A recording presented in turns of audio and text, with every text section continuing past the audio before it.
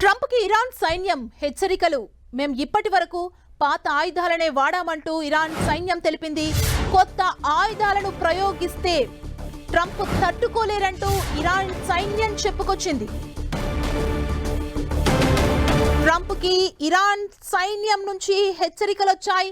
మేము ఇప్పటి వరకు పాత ఆయుధాలనే వాడామంటూ ఇరాన్ సైన్యం ట్రంప్ ను హెచ్చరించింది. కొత్త ఆయుధాలు ప్రయోగిస్తే ట్రంప్ తట్టుకోలేరు అంటూ ఇరాన్ సైన్యం పేర్కొంది.